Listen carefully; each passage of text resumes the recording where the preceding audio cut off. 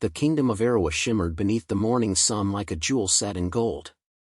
Its wide green plains stretched to the horizon, where rivers sparkled like silver threads, and tall baobab trees stood as sentinels of history.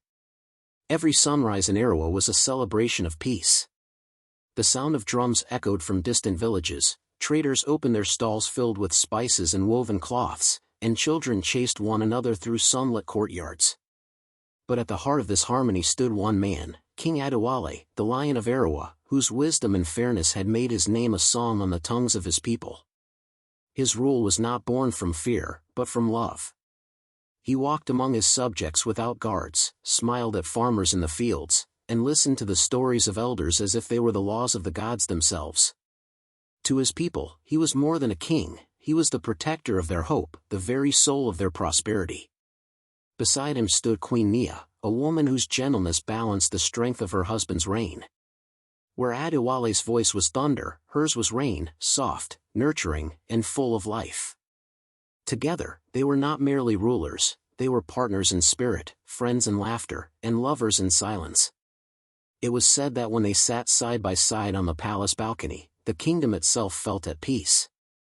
Nia often visited the orphan houses, offering food and comfort to the poor, while Adewale ensured justice in every corner of his land. The palace servants adored her humility, the villagers worshipped her kindness. And though their thrones were carved of gold, their hearts remained simple, bound by compassion, not power. The palace, glowing in golden sandstone under the afternoon light, was filled with the sound of music and laughter. Banquets were held, storytellers performed beneath lanterns, and the scent of roasted yam and honeyed wine drifted through the royal gardens. It was an age of joy, an age that felt eternal. But even the brightest dawn hides the shadow of evening. It began with a whisper, a faint cough from Queen Nia's chamber. At first, it was nothing more than fatigue, the kind that came after long days of caring for her people. But days turned into nights, and nights into restless dawns. Her strength began to fade. The court healers were summoned from every corner of the land, wise men who carried herbs, sacred oils, and ancient chants. Yet, no remedy could cure her. The king watched helplessly as the light in her eyes dimmed, as laughter turned to silence, and as her once vibrant voice softened into painful breaths. Each morning, Adewale knelt beside her bed, holding her cold hands, whispering prayers to gods he had long believed in but never truly needed, until now. "You will be well, my love," he would say. "Eruwa still needs its queen." But Nia only smiled weakly, her eyes glistening with peace rather than fear. "Then let Eruwa live through you," she whispered. "Promise me, my king, you will not let grief rule in my place." Those were her last words.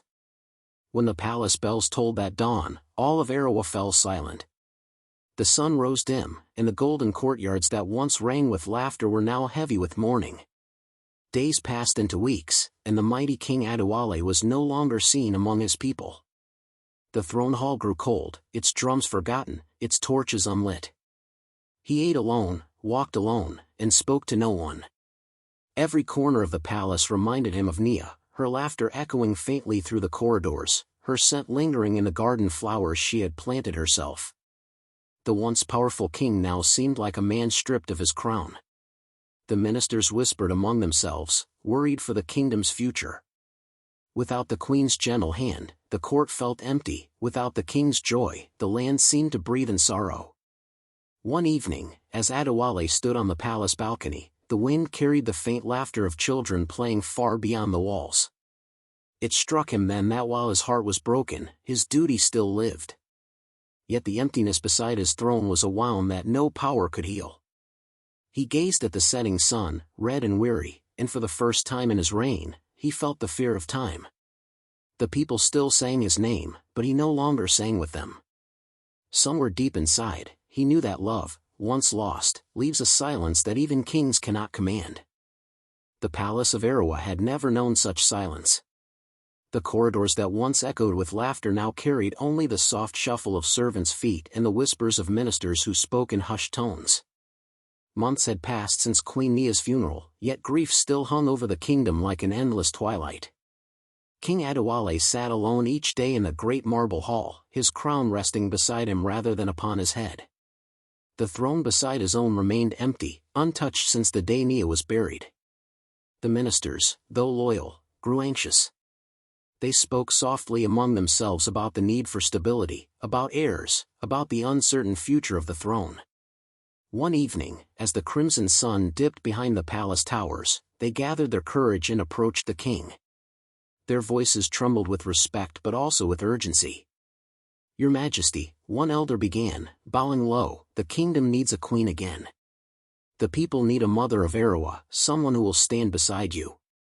For a long moment, Adewale said nothing. He stared out of the tall palace window, where fireflies danced above the gardens that Nia had once tended. "And can any woman stand beside a ghost?" he murmured softly. The ministers lowered their eyes. They had no answer. But fate, it seemed, had already begun to weave another thread into the king's story. Weeks later, word arrived from the southern province of Oyotembe, a province known for its scholars, traders, and noble families. Among them was a woman named Zara, celebrated for her intelligence and beauty. When her name first reached the palace, it came wrapped in praise and curiosity. She was said to be a woman of wit, grace, and rare confidence, a combination that intrigued even the weary heart of Adewale. A royal envoy was sent, not to propose, but to observe. When they returned, their report was simple yet convincing: "She is unlike any woman we have met, Your Majesty. Her words carry wisdom, her eyes carry fire." The king, though reluctant, agreed to meet her, not as a suitor, but as a ruler meeting one of his subjects. The day she entered the golden gates of Eruwa, the palace stirred from its long sleep. Zara arrived dressed in deep crimson silk that shimmered under the sun, her hair braided with gold threads, her face calm yet commanding. She bowed before the king with humility, but when their eyes met, there was something strange, an intensity that neither could name. Her smile was gentle, her voice soft, yet somewhere behind that tenderness flickered the shadow of something hungry. Days turned into weeks, and Zara's presence began to change the rhythm of the palace. She spoke to the servants with warmth, charmed the ministers with her intellect, and listened to the king with quiet understanding. Where others saw only grief, she saw an opening, a heart cracked enough for ambition to slip through. At first, Adewale resisted her company, but her patience disarmed him. She never forced her presence, she simply became part of the palace, like light returning to an old, dark room. Slowly, laughter returned to the halls.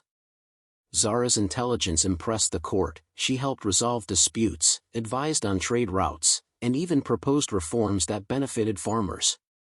The people began to admire her. For the first time in months, King Adewale smiled again. When he spoke with Zara, the heaviness in his voice softened. When she walked beside him in the gardens, the air itself seemed lighter. Yet, beneath her grace, Zara's heart burned with an unspoken desire. At night, she stood before her mirror, tracing the reflection of the crown with her eyes. "The people love him," she whispered. "And soon, they will love me more." What began as fascination turned into strategy. She studied the king, his habits, his fears, his loyalties, until she knew every weakness that love and trust had carved into his soul. The wedding took place under the grand banyan tree in the palace courtyard, where priests chanted blessings and drums beat like the pulse of a new beginning. The kingdom celebrated as if the wounds of sorrow had healed.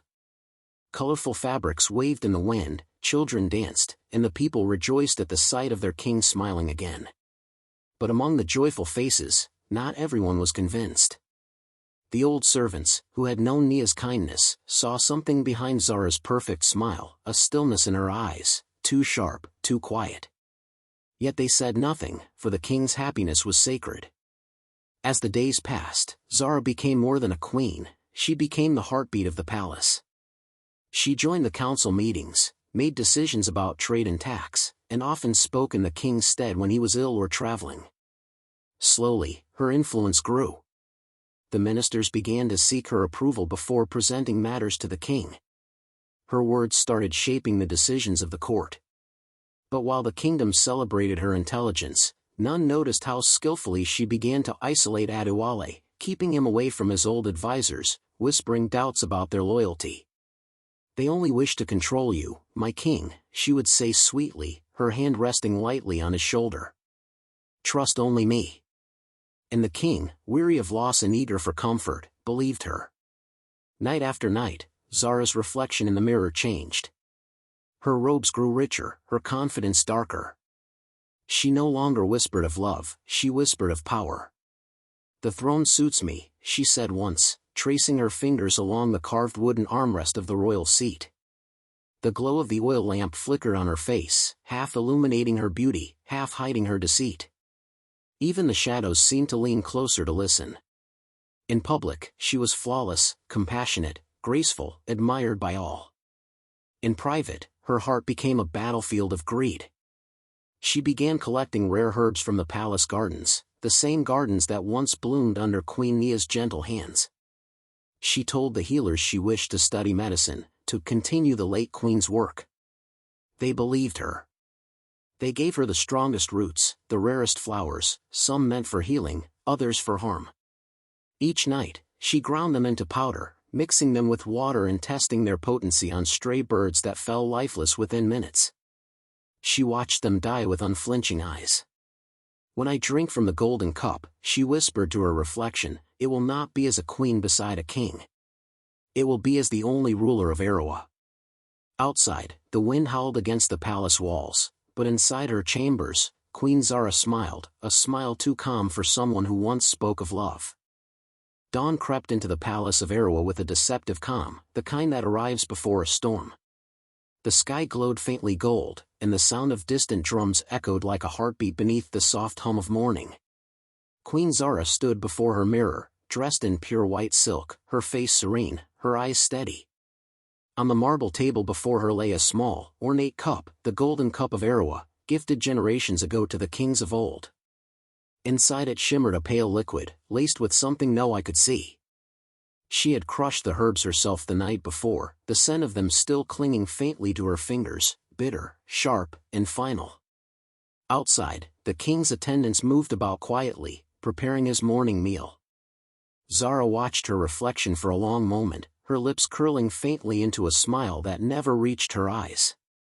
"Today," she whispered to her reflection, "the kingdom will be mine." She moved through the halls with practiced grace, every step soft yet deliberate, her white robe trailing like a whisper across the polished floor. When she entered the king's chamber, Adewale sat near the window, bathed in morning light, reading a parchment of state affairs.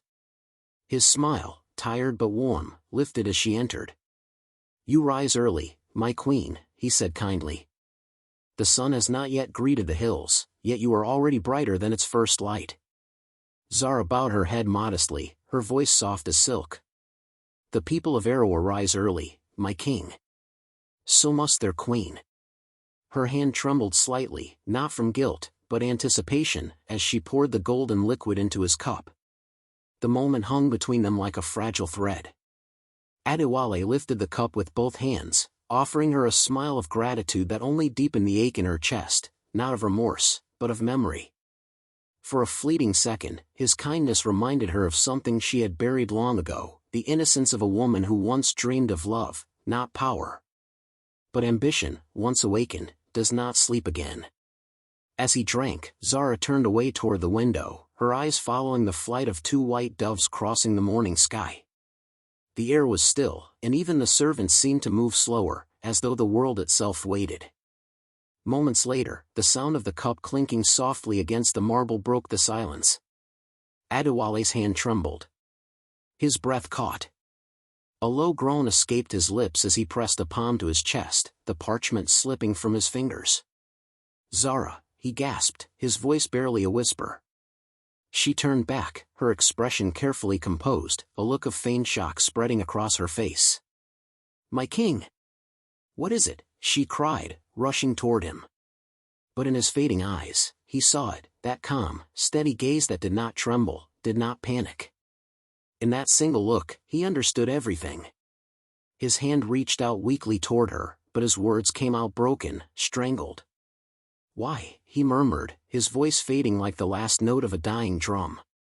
The king's body fell against the cushions, the golden crown rolling soundlessly across the floor.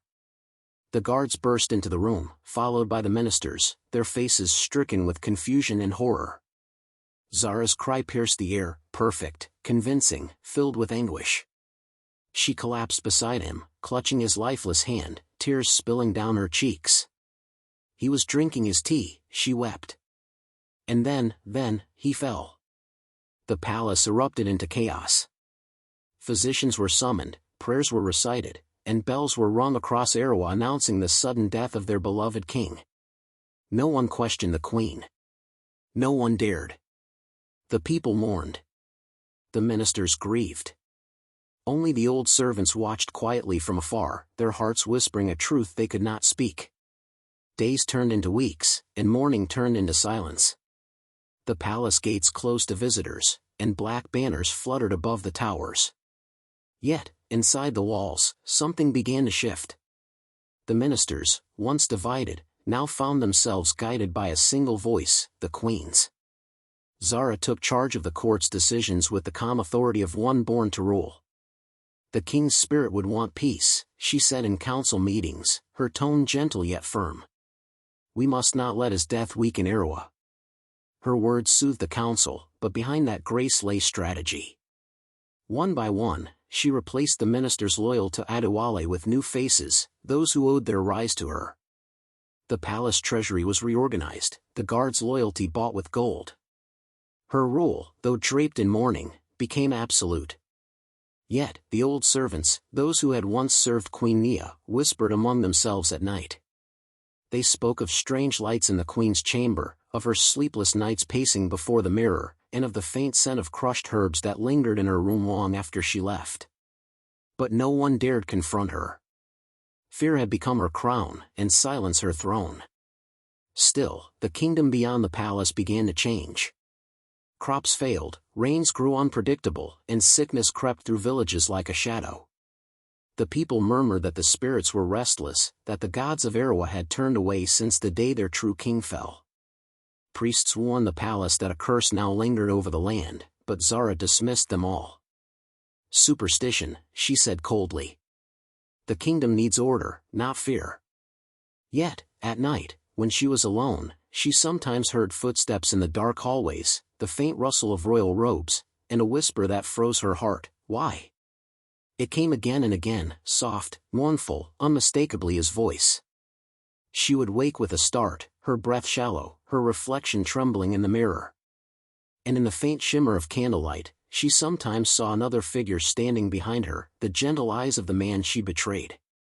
Her crown grew heavier with each passing day. Though she ruled with absolute power, peace eluded her. The palace that once felt alive now seemed haunted, not by ghosts, but by memories that refused to die. At royal feasts, laughter felt forced. At council meetings, even praise sounded hollow. The people began to speak less of their new queen and more of the late king, of his kindness, his fairness, his warmth. Statues of Adewale were erected in the city square, offerings left at their feet by grieving villagers. The sight enraged Zara, but it also filled her with a strange fear, a fear that no throne could shield her from. One night, unable to sleep, she wandered into the royal gardens. The moon hung full and pale above her, its light falling softly on the flowers that had withered since the king's death.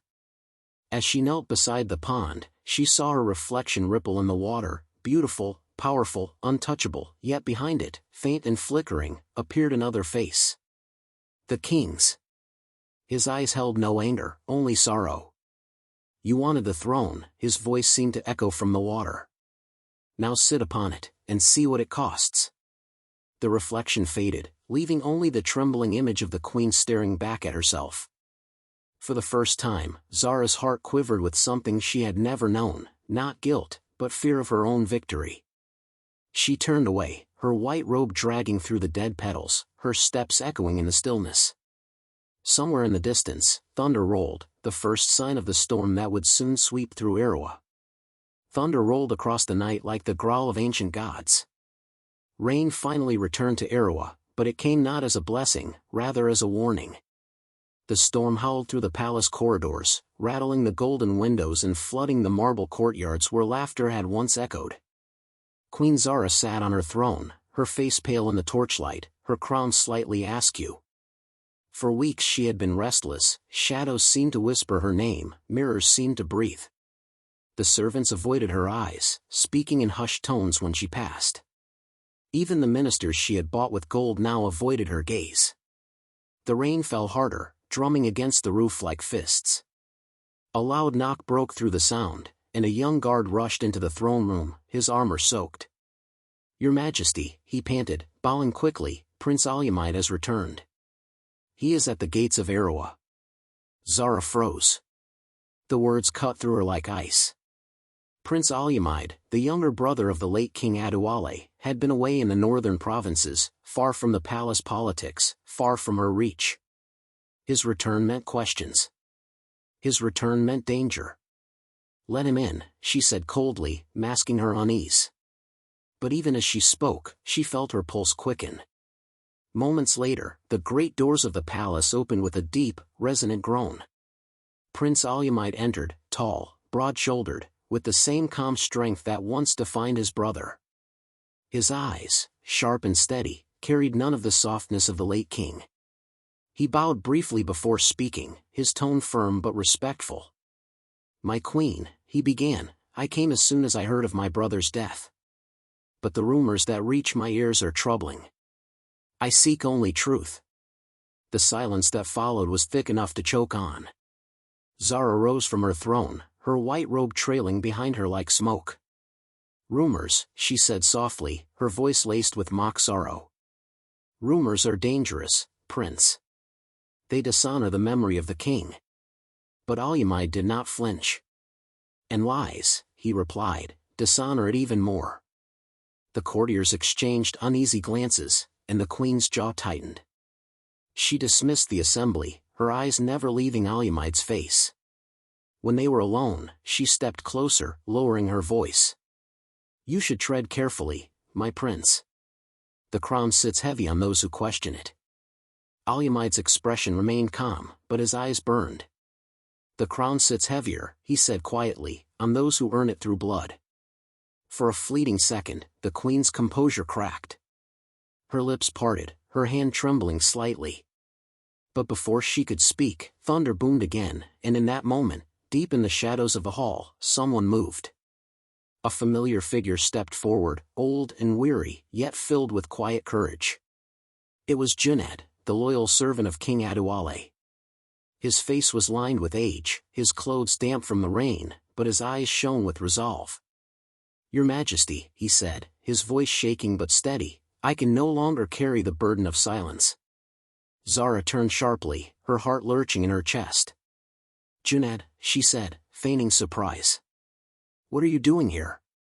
The old man took a step forward, his voice trembling yet clear. "I was there that morning," he said. "The morning our king died. I saw you pour the drink. I saw your hands." The hall erupted into gasps. Even the guards, trained to remain expressionless, could not hide their shock. Zara's face drained of color. "You dare accuse your queen," she hissed. But Junaid did not waver. "I dare speak for the man who showed me kindness when I was nothing," he replied. "I dare speak for truth." Alumaid's gaze locked onto hers, his voice low and steady. "Is this true, Zara?" The queen's mask began to crumble. Her breath quickened, her mind racing. Every instinct screamed at her to deny, to command, to strike, but something within her had already broken. The hall grew silent except for the rain hammering against the palace roof. "He was weak," she finally whispered, her words slipping out like venom. "He was too gentle for this world. He let mercy rule where power should have." Her voice rose, trembling with fury and pain. "Eruwa needed strength. I gave it strength." The confession echoed through the hall like a curse. The ministers recoiled. The guards stepped back. And in that moment, she realized, it was over. The next day, the people of Eruwa gathered in the royal square beneath the gray sky. The rain had stopped, but the air still carried the weight of storm. At the center stood Queen Zara, no longer in her white robes, but in plain cloth, her wrists bound with golden ropes, a symbol of royal disgrace. Prince Alyamide faced the crowd, his voice carrying across the courtyard. "The truth," he said, "has found its way through lies. The spirit of King Adewale shall rest at last." Junaid stood beside him, trembling but proud, his face lined with both relief and sorrow. The crowd murmured prayers, their grief mingling with anger. Zara lifted her head, her eyes scanning the faces before her, faces she had once ruled with pride, now turned cold and distant. "You will remember me," she said softly, her voice calm once more. "History never forgets those who dared to take power." Alyamide looked at her, his expression unreadable. "It will remember you," he said quietly, "as the storm that broke its own sky." With that, he turned away, signaling the guards. Zara was led through the palace gates, her figure shrinking into the mist. The drums of Eruwa began to beat again, slow, solemn, echoing across the hills. The curse that had haunted the land seemed to lift, and for the first time in months, sunlight pierced the clouds. Villagers poured into the streets, chanting the name of their new ruler, Alyamide. The just king. The blood of Adewale lives on. The golden crown, once stained by betrayal, found its way to a head worthy of it once more. And though peace returned to Eruwa, the tale of the queen who poisoned her king became a whisper carried through generations, a warning that no throne built on deceit can stand forever. The drums of mourning had faded, replaced by songs of rebirth that swept through the streets of Eruwa like a cleansing wind. The dark clouds that had loomed over the kingdom for months finally broke apart, and sunlight returned to the palace walls, painting them in gold once again. The air smelled of wet earth and new beginnings. Prince Alyamide stood on the royal balcony, overlooking the crowd gathered below, farmers, merchants, guards, children, all chanting his name with love, not fear. His heart was heavy, yet his eyes held calm determination. "Peace has returned," he murmured to himself, "but peace demands remembrance." Behind him stood Junaid, frail yet dignified, his back slightly bent from years of loyal service. Alyamide turned to him. "You carried truth when the world chose silence," he said softly. "You will not be forgotten." The old servant bowed his head, tears glistening in his eyes. "I did only what was right, my king. The spirits of Eruwa guided my heart." The young king placed a hand on his shoulder. "Then may they continue to guide us both." The sound of drums rose again, not the drums of war or sorrow, but of unity. The people below began to dance, their movements slow and graceful, their voices blending into a song older than memory. It was the song once sung during the reign of Adewale, a song of gratitude to the gods who protect the just. As Alyamide watched, he felt the spirit of his brother near, as though the golden rays of sun were his gentle hand upon his shoulder. "Rest now, brother," he whispered under his breath. "Your land breathes again." But peace, Alyamide soon learned, was not built in a single dawn. The palace, still echoing with ghosts of deceit, needed cleansing, not just in stone, but in spirit. The throne room, where Zara once sat draped in false grace, had been sealed since her arrest. Now, Alyamide entered it alone. Dust hung in the air, and the faint scent of the past lingered like smoke. He approached the great golden throne, the same one upon which both his brother and his betrayer had sat. For a long moment, he stood silent before it, then he spoke softly. "A throne is not power," he said to the empty hall. "It is a mirror. It shows the truth of whoever sits upon it." He placed his hand on the armrest, not as a ruler claiming possession, but as a man accepting responsibility. Then, he ordered the royal priests to purify the palace. Drums of cleansing beat through the halls as incense filled the air. The priests chanted ancient hymns, calling upon the ancestors to wash away the shadows of treachery. Outside, villagers gathered around the palace gates, lighting lamps as offerings for King Adewale's spirit.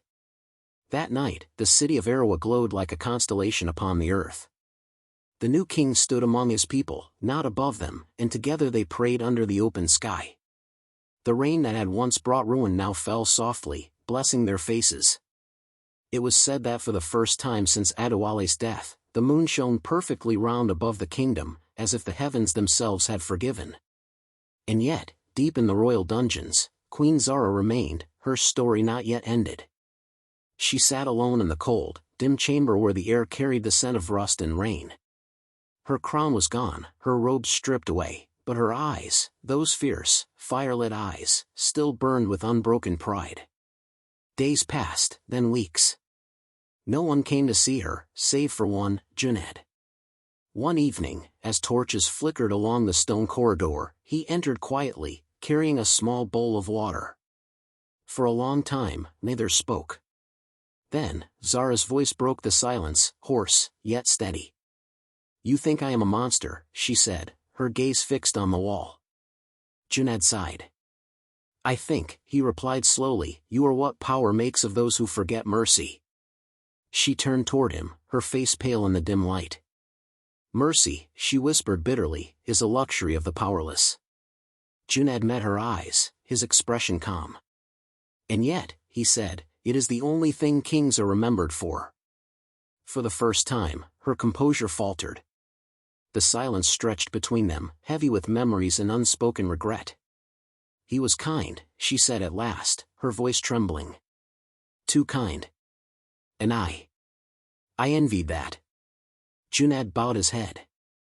"Then you knew love, even if you buried it beneath ambition." She looked away, her jaw tightening. "Perhaps," she said quietly, "it is better to be feared than forgotten." The old servant studied her for a long moment. "Fear fades," he said softly. "But those who bring peace, their names live forever." He placed the bowl beside her and turned to leave. As his footsteps faded down the corridor, Zara closed her eyes. A single tear rolled down her cheek, vanishing into the dust. For the first time since her rise, the queen felt the weight of everything she had lost, not the crown, not the power, but the one man who had looked at her and seen her as more than a throne. The rain outside grew heavier, washing over the stone walls, whispering like a requiem. In the distance, the bells of Eruwa began to toll, not for death, but for forgiveness. As dawn rose again over Eruwa, the kingdom stood renewed. The fields turned green, the rivers flowed freely, and children laughed once more in the courtyards. King Alyamide ruled with fairness and humility, his heart guided by the memory of his brother and the lessons of the past. Each year, on the day of Adewale's passing, he would open the palace gates to the people. Together, they would feast, sing, and tell stories, not of sorrow, but of strength. In the grand courtyard, a new statue was built, two figures carved from white stone, King Adewale and Queen Nia, standing side by side, hands entwined, facing the horizon. Below them, an inscription read, "From love, peace was born. From truth, justice endures." The people bowed before it, honoring the spirits that had once guided them through darkness. As the sun rose higher, its light fell across the statue and spilled into the palace, illuminating every corner that had once been shadowed by deceit. From the highest tower, Alyamide looked out over his land, the land reborn from pain, rebuilt by truth. He smiled faintly, whispering to the wind, "May Eruwa never forget." And somewhere, far beyond the hills where the rivers met the sky, thunder rolled softly, not in anger, but in remembrance. The spirit of Adewale had finally found peace. The kingdom, once broken by greed, had been restored by the courage of those who chose truth over fear. And thus, the story of Eruwa became legend, told for generations as a reminder that even when evil wears a crown, light will always find its way back to the throne.